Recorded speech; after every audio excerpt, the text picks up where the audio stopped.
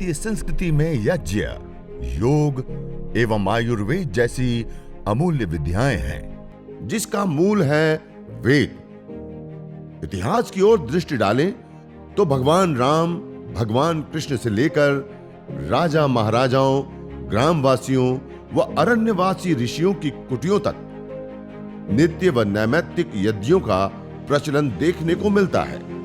आज पूरी दुनिया में केवल वायु प्रदूषण से प्रतिवर्ष 70 लाख से अधिक लोग मौत के मुंह में समा जाते हैं। प्रकृति के साथ मनुष्य के ऊपर भी अब खतरे की घंटी बज चुकी है।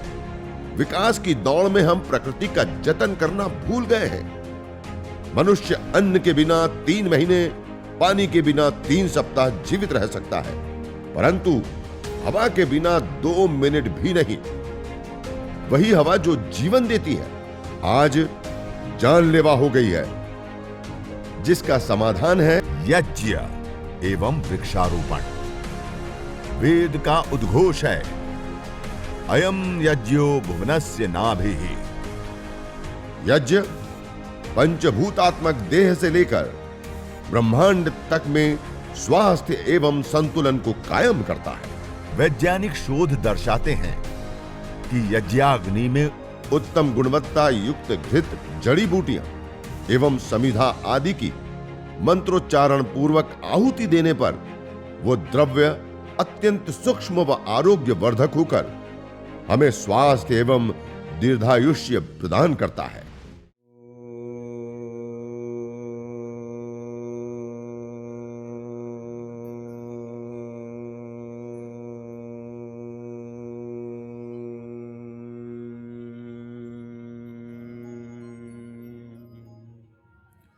विश्वानि देव सवितर दुरितानि परासुव यद्भद्रं तन्न आसुव। आज इस दिव्य अवसर पर, भारत माता के प्राण प्रतिष्ठा के अवसर पर आप सब लोगों के बीच में मरकच्चों के इस पवित्र प्रांगण में आने का अवसर मिला और जो ईश्वरीय विधा, देवीय विधा है, जो परमपिता परमात्मा के द्वारा हमें वेद के माध्यम से जो विद्याएं प्राप्त हुई हैं, उन विद्याओं का आप सब लोगों के साथ मिल करके कुछ दिनों के लिए सत्संग स्वाध्याय करने का और उसको और गहराई से समझने का अवसर प्राप्त हुआ है। तो आइए हम सब मिल करके जो ईश्वरीय वाणी है, जो देवीय वाणी है, वेद, उस वाणी ने जो हमें एक आदेश दिया है, एक निर्देश दिया है कि हम अपने जिस जीवन को जी रहे हैं, उस जीवन को हम सुचारू रूप से, अच्छे से, किस प्रकार से हम अपने जीवन को जी सकते हैं। हम अपने जीवन में सुख, शांति, समृद्धि, ऐश्वर्य आदि चीज़ों से सुखद पाते हैं, तो उन चीज़ों को हम अपने जीवन में कैसे पा सकते हैं।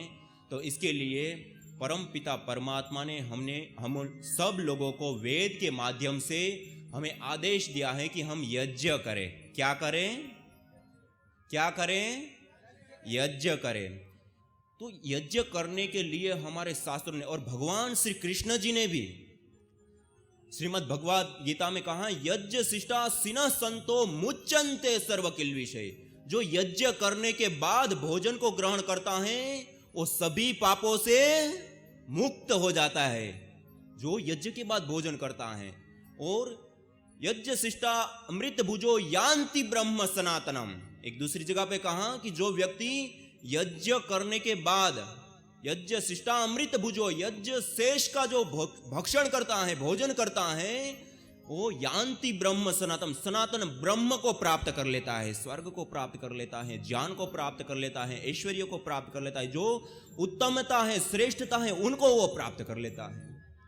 और यदि यज्ञ हम नहीं करते हैं तो क्या कहते हैं, यज्ञ शिष्टासिना संतो मुच्यन्ते सर्व किल्बिषै भुज्यन्ते तु त्वघं पापा ये पचन्ति आत्म कारणात्। और जो बिना यज्ञ के भोजन करता है, अर्थात देवी देवताओं को या देवीय शक्तियों को बिना भोग दिए ही जो स्वयं भोग करता है वो पाप का भागी होता है। वो अन्न नहीं पाप खा रहा है। क्या खा रहा है?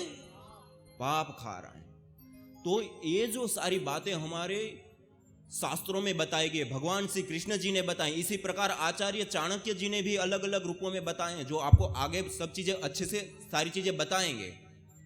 तो ये जो सारी बातें बताएंगे, आखिर क्यों इतना भार देकर के हमें कहा कि यज्ञ करने से हम सनातन ब्रह्म को प्राप्त कर लेते हैं, और यज्ञ को नहीं करते हैं तो हम पाप के भागी होते। किसके भागी होते हैं? हाँ, तो इसलिए ये शास्त्र जो है वो बहुत मार्मिक है। और हम अपनी संस्कृति को भी देखें तो उस संपूर्ण भारतवर्ष की जो संस्कृति को हम देखें तो उसके मूल में क्या है? यज्ञ है। क्या है? बिना यज्ञ से भारत की संस्कृति दृष्टिगोचर ही नहीं होती। इसलिए यज्ञ जो है वो हमारे जीवन के साथ हमारे ऋषियों ने अभिन्न अंग के साथ जोड़ा है। संस्कारों के साथ भी यज्ञ जुड़े हुए, शुभ अशुभ अवसरों में भी यज्ञ जुड़े हैं, पर्वों के साथ भी यज्ञ जुड़े हैं। और इस प्रकार से जो हम नए भवन आदि का निर्माण करने से लेकर के प्राण प्रतिष्ठा आदि अवसर से लेकर के सब जगह पे यज्ञ करने के लिए हमें कहा। और आज हम सब लोगों का सौभाग्य है कि इस भारत माता मंदिर के प्राण प्रतिष्ठा के अवसर पर ऐसा विराट यज्ञ का आयोजन हुआ है और विराट यज्ञ के हम सहभागी बन रहे हैं। ये हम सब लोगों के लिए एक बहुत बड़ी सौभाग्य की बात होती है।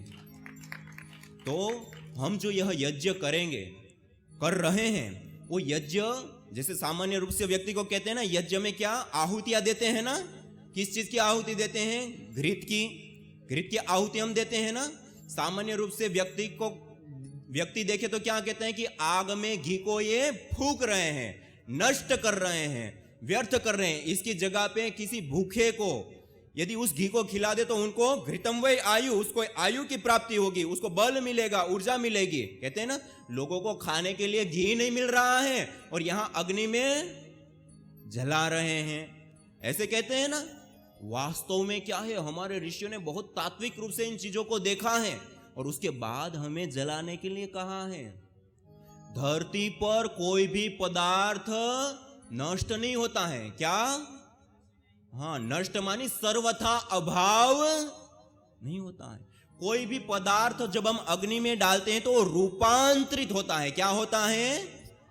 रूपांतरित होता है, अपने रूप को वो बदल देता है। जैसे हमारे सामने एक कटोरे में पानी रखा हुआ है और उस पानी को हम 100 डिग्री पर गर्म कर दे तो वो पानी क्या हो जाता है? बाष्प बन जाता है ना। तो वो पानी बाष्प बन गया, नष्ट क्या हुआ? रूपांतरित हुआ। क्या हुआ? रूपांतरित हुआ ना। ऐसे ही धरती पर कोई भी चीज का सर्वथा अभाव नहीं होता है, रूपांतरित होता है। क्या होता है? रूपांतरित होता है, परिवर्तित होता है। जिससे हम घी डालते हैं तो घी भी अग्नि में डालते हैं तो वो भी क्या हो जाता है? रूपांतरित हो जाता है, अर्थात गैस फॉर्म को धारण कर लेता है। किस फॉर्म को? गैस फॉर्म में आ जाता है और कई गुना बढ़ जाता है। कितना गुना बढ़ता है आपको मालूम है? 1 ग्राम घी कितना? पीछे बैठे हैं, कितना? 1 ग्राम घी को यदि हम अग्नि में जलाते हैं तो वो 1700 गुना बढ़ जाता है। कितना बढ़ जाता है? हाँ, 1700 गुना। अर्थात 1 ग्राम घी को हम जलाते हैं तो 1 लीटर 700 ml हमें गैस प्राप्त होती है। कितनी? हाँ, और वो गैस जब वायुमंडल के अंदर जाती हैं तो इस वायुमंडल के अंदर जो विषाक्तताएं होती हैं, इस वायुमंडल के अंदर जो अशुद्धियां होती हैं, इस वायुमंडल के अंदर किसी भी प्रकार का असंतुलन है तो उन सब को दूर करके उनको संतुलित करने का कार्य करते हैं। इसलिए जो घी होता है ना, उसको आयुर्वेद में सर्पी कहते हैं। क्या कहते हैं? क्या कहते हैं माताओं? सर्पी। सर्पी का अर्थ क्या होता है? सांप आपने देखा है? सांप क्या काम करता है? डसता है। कह रहे सांप हमें डसने का काम नहीं करता है। सांप इस वायुमंडल के अंदर जो जहरीली गैसें होती हैं उन गैसों को श्वास के माध्यम से अपने शरीर में धारण करता है और हमें शुद्ध वायु देता है। क्या देता है? हाँ, जो श्वास के माध्यम से जहरीली वायु, जहर हमारे अंदर जाने वाला था, उस जहर को वो श्वास के माध्यम से खुद पी जाते और हमें क्या देते हैं? शुद्ध प्राणपद वायु। जैसे पेड़ पौधे होते हैं ना, पेड़ पौधे क्या करते हैं? पेड़ पौधे कार्बन डाइऑक्साइड ले लेते हैं और हमें क्या देते हैं? जीवनीय ऊर्जा, ऑक्सीजन को देते हैं ना।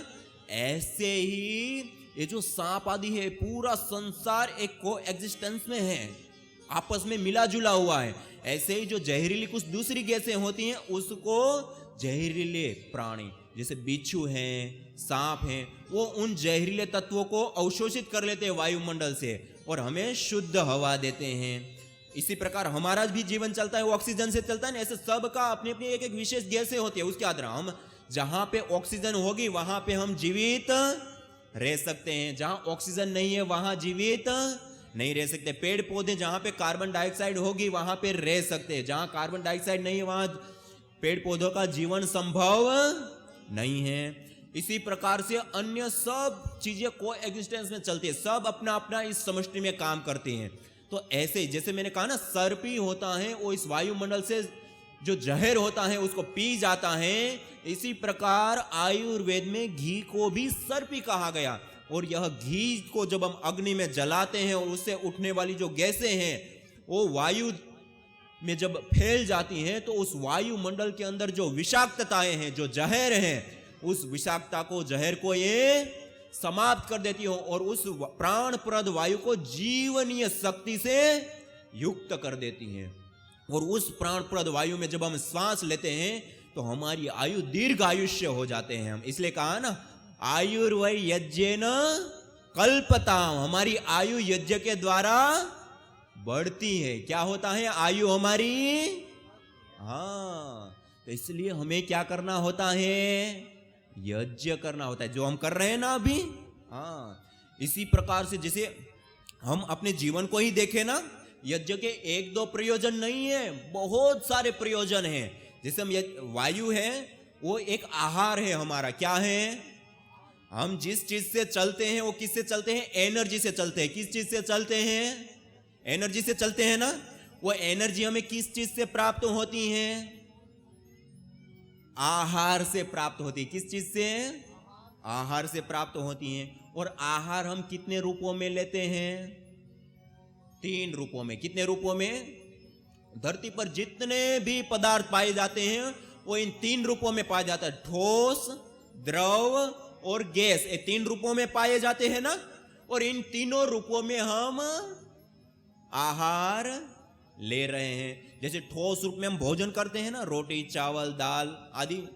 द्रव रूप में पानी, जूस, दूध आदि पीते हैं ना, वो द्रव रूप में। और गैस फॉर्म में श्वास लेते हैं ना, वायु को लेते हैं। तो तीनों प्रकार के आहारों को हम लेते हैं और उससे हमें क्या मिलती है?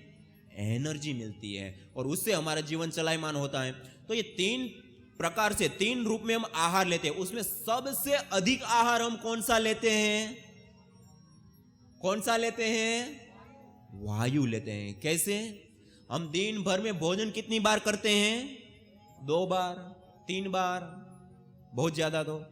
और पानी कितनी बार लेते हैं? द्रव पदार्थ 5 बार, 10 बार। और वायु हम कितनी देर लेते हैं? कितनी बार लेते हैं? हमेशा के लिए लेते हैं ना। खा रहे हैं, पी रहे हैं, सो रहे हैं, बोल रहे हैं, नहा रहे हैं, सो रहे हैं, तब भी ये वायु रूप आहार निरंतरता के साथ लेते हैं ना। तो सबसे ज्यादा हमारा आहार कौन सा है? वायु। अब सबसे इंपॉर्टेंट आहार देखिए, सबसे ज्यादा आहार तो वायु हो गया। अब सबसे इंपॉर्टेंट आहार हमारा कौन सा होता है? सबसे इंपॉर्टेंट, जैसे हम भोजन करते हैं, वो भोजन हम छोड़ दें तब भी हम 3 महीने तक जीवित रह सकते हैं। पानी छोड़ दे तब भी हम 3 सप्ताह तक जीवित रह सकते हैं। लेकिन वायु को छोड़ दे तो 3 मिनट भी। तो सबसे इंपॉर्टेंट आहार कोई है हमारा, तो वो क्या है? वायु है। अर्थात सबसे ज्यादा और सबसे इंपॉर्टेंट कोई आहार है तो वो क्या है? वायु। अब सामान्य रूप से व्यक्ति जब अपने जीवन को जीता है और उनको कहते हैं कि हम आप इतने घंटे टाइम लगाते हैं इस काम दाम में, तो इतना काम क्यों करते? तो क्या कहता है? पेट भरने के लिए कहते हैं ना। अब पेट भरते हैं तो वो हमारा कितना आहार है? बहुत कम है ना। लेकिन सबसे इंपॉर्टेंट और सबसे ज्यादा आहार हमारा कौन सा है? वायु है ना, जिसके बिना हम 3 मिनट भी जीवित नहीं रह सकते हैं। अब उस व्यक्ति को पूछे कि जिसके बिना हम 3 मिनट भी जिंदा नहीं रह सकते, उसके लिए क्या करते हो? तो व्यक्ति के मुंह में क्या जवाब आता है? कुछ नहीं करते हैं। लेकिन हमारे ऋषि मुनियों ने उन चीजों को देखा, जाना, परखा और उसके बाद हमें यज्ञ करने के लिए कहा। क्या करने के लिए कहा? हाँ, यज्ञ को जब हम करते हैं तो यज्ञाग्नि में जिन द्रव्यों को हम डालते हैं, चाहे जड़ी बूटियां है, अन्न आदि हैं, तिल आदि हैं, या इसके साथ साथ घृत आदि, जो भी हम हविर द्रव्य यज्ञाग्नि में प्रदान करते हैं, वह अग्नि उसको अत्यंत सूक्ष्म करके रूपांतरित करके उसको वायुभूत कर देती है, वायुमंडल में मिला देती है। अर्थात अग्नि क्या काम करती है? पदार्थों को रूपांतरित करके वायु में मिलाने का काम करती है। और वो पदार्थ जब वायुमंडल में मिल जाते हैं, अर्थात हमारा सबसे इंपॉर्टेंट और सबसे ज्यादा आहार, जिसके बिना हम 3 मिनट से भी अधिक जिंदा नहीं रह सकते, ऐसा जो प्राणप्रद वायु है, उस वायु को एनर्जी से युक्त करने का, उसको शक्ति से युक्त करने का, उस वायुमंडल में जीवनीय शक्ति का संचार करने का कोई काम करता है तो वो कौन करता है? यज्ञ करता है। कौन करता है? हाँ, इसके लिए हमारे ऋषियों ने हमें यज्ञ करने के लिए कहा। तो ऐसे श्रेष्ठतम कर्म को हमें करना चाहिए, नहीं करना चाहिए? है ना। तो आज हम जो ऐसा विराट यज्ञ का आयोजन किया है और विराट यज्ञ चल रहा है, तो इसमें हम सब लोगों को बढ़ चढ़ करके सहभागिता निभानी चाहिए, नहीं निभानी चाहिए? हाँ, तो आज हमें सब उसके प्रत्यक्ष रूप से सहभागी बन रहे हैं, उसको देख रहे हैं, कर रहे हैं, तो ये हमारा एक बहुत बड़ा सौभाग्य होता है। यज्ञ करने का अवसर सब लोगों को नहीं मिलता, इतने बड़े बड़े यज्ञ करने का। हाँ, ये हमारा सौभाग्य है कि हमें उसका दर्शन करने का, उसकी परिक्रमा करने का, उसके साथ मिलने का, और उसके माध्यम से जो पर्यावरण शुद्ध हुआ है, जो पर्यावरण का निर्माण हुआ है, उस पर्यावरण में, उस वायुमंडल में रह करके हमें श्वास लेने का सौभाग्य मिल रहा है। तो इससे बड़े और सौभाग्य की क्या बात हो सकती है? और जो यज्ञ होता है ना, उसको देवीय कार्य कहा गया। क्या कहा गया है? देवीय कार्य। और यज्ञाग्नि होती है, वो सभी देवताओं का मुख होता है। क्या होता है? सभी देवीय शक्तियां होती हैं वो यज्ञाग्नि के पास। अग्निर्वै देवानां मुखम, अग्नि सभी देवताओं का मुख होता है। और यज्ञाग्नि में हम जो भी हवि प्रदान करते हैं वो सभी देवीय शक्तियों को प्राप्त होती हैं। इसलिए हमें प्रतिदिन ये जो हम विशेष यज्ञ कर रहे हैं वो तो हमें करना ही करना चाहिए, लेकिन हमें भी अपने घर में छोटा सा यज्ञ कुंड लेकर के हमें प्रतिदिन यज्ञाग्नि में हमें हवि देना। जैसे हम देखते हैं ना, गांव में माताएं बहनें करती रहती हैं ना, भोजन बनाने के बाद थोड़ा सा भोजन यज्ञ अग्नि में प्रदान करती है ना माताओं। हाँ, जो थोड़ा सा भोजन होता है उसको अग्नि में रख देते हैं, थोड़ा सा आहुति देते हैं ना। वो क्यों देते हैं? वो देवताओं को प्राप्त होती है। सूक्ष्म प्रिया देवा कहा। क्या कहा? देवगण कैसे होते हैं? सूक्ष्म प्रिय होते हैं। तो उन देवताओं को अग्नि में हम जो पदार्थ डालते हैं वो कैसा हो जाता है? सूक्ष्म हो जाता है। और सूक्ष्म हुए पदार्थ को देवगण ग्रहण करते हैं और उससे वो तृप्त होते हैं। तृप्त होकर के हमें आशीष देते हैं। क्या देते हैं? हाँ, शुद्ध वायुमंडल हमें मिलता है, शुद्ध भूमि हमें मिलती है, शुद्ध जल हमें मिलता है, शुद्ध सारी चीजें हमें शुद्ध प्राप्त होती है। और जब शुद्ध वायु जल आदि सब चीजें हमें प्राप्त होती हैं, तो उसके बीच में रहते तो हमारी आयु भी कैसी होती है? दीर्घ होती है। कैसी होती है?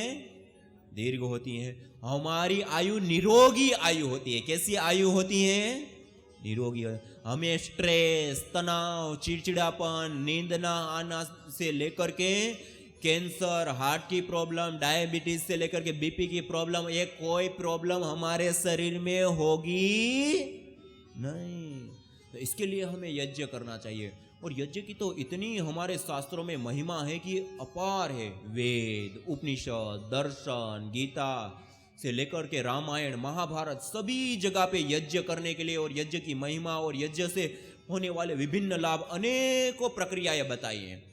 और यज्ञ एक प्रकार से हम साइंस की दृष्टि से देखें तो एक नैनो टेक्नोलॉजी है। क्या है?